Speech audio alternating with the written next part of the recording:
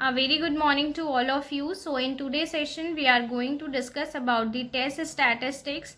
इससे पहले जो मैंने आपको पढ़ाई थी उसमें मैंने आपको हाइपोथेसिस टेस्टिंग के बारे में बताया था, हाइपोथेसिस को एक्सप्लेन किया था, आपकी वेरियस टाइप्स के hypothesis like null hypothesis, alternative hypothesis, ये सब मैंने आपको एक्सप्लेन किया था, लेवल ऑफ सिग्निफिकेंस एक्सप्लेन किया था।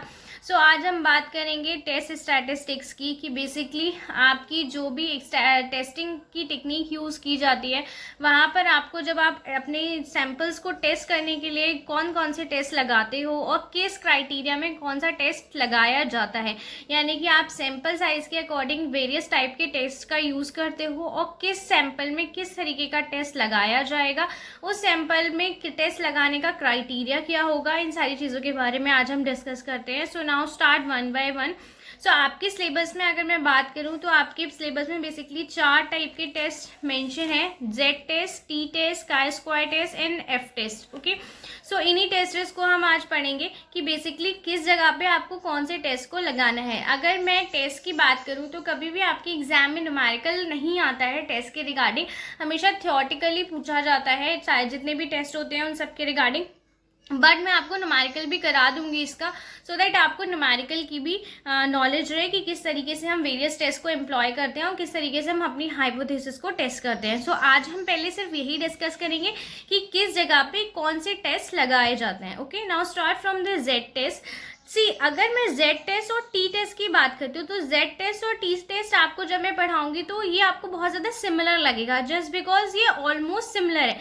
यहाँ पे जो डिफरेंस होता है वो केवल साइज का होता है, जो भी सैंपल साइज होता है उसका डिफरेंस की वजह से होता है, क्योंकि जो भी जेड टेस्ट यूज किया जाता है आपका जेड टेस्ट उन हाइपोथेसिस के लिए यूज किया जाता है जो बेसिकली लार्ज सैंपल साइज होते हैं। लार्ज सैंपल साइज होने का मतलब क्या है, जिनका सैंपल साइज क्या होता है, ग्रेटर देन 30 होता है।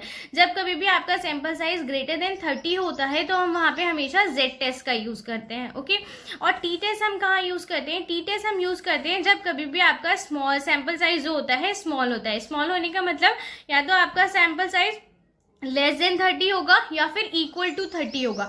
अगर इक्वल टू भी 30 होगा तो उसको हम टी टेस्ट में ही काउंट लगाएंगे, क्योंकि वहाँ पे उसको जब इक्वल टू 30 होता है तो उसे स्मॉल सैंपल माना जाता है, लार्ज सैंपल में काउंट नहीं किया जाता। तो जब कभी भी हमें स्मॉल सैंपल पे अपनी टेस्टिंग करनी होती है तो हम हमेशा वहाँ पे टी टेस्ट का यूज़ करते हैं।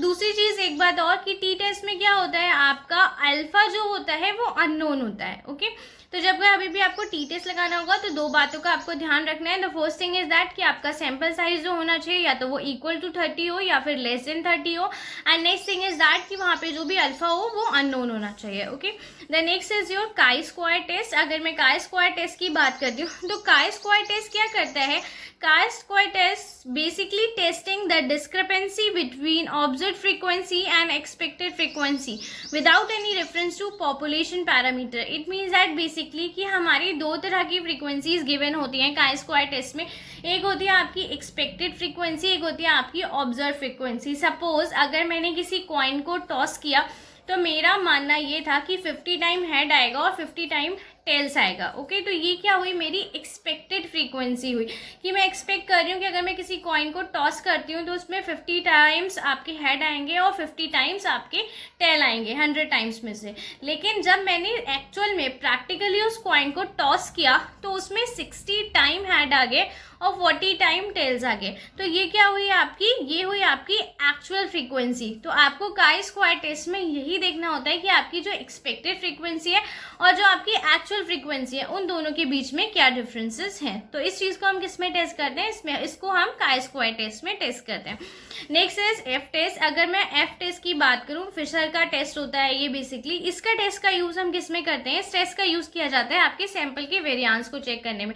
तो जब भी आपको एफ टेस्ट करने की बात की जाएगी तो वहाँ पे हमेशा आपको ध्यान रखना है कि जब कभी हम सैंपल का वेरिएंस चेक करते हैं तो हम वहाँ पे एफ टेस्ट का यूज़ करते हैं। ओके, द नेक्स्ट एक important point is that the critical reason और रिजेक्शन रीजन। तो जब भी हम टेस्ट करते हैं उसके बाद हमारे पास जो एक आप कह सकते हो ऑप्शन होता है या फिर एक बहुत इंपॉर्टेंट टर्म निकल के आती है कि क्रिटिकल रीजन या रिजेक्शन रीजन क्या होता है। तो ये बेसिकली क्या होता है, the set of value of the test statistics which lead to rejection of the null hypothesis, कि आपकी नल हाइपोथेसिस किस रीजन में रिजेक्ट हो रही है। तो जिस पर्टिकुलर रीजन में आपकी नल हाइपोथेसिस रिजेक्ट होती है उसी को हम क्रिटिकल रीजन या रिजेक्शन रीजन बोलते हैं। ओके, एक होता है आपका क्रिटिकल वैल्यू, ठीक है।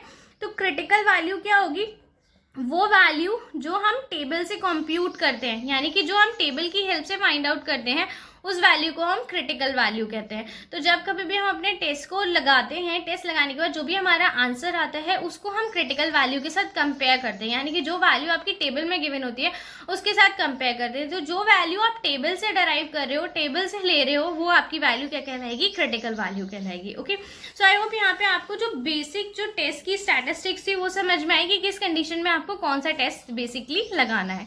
Okay, thank you, have a good day.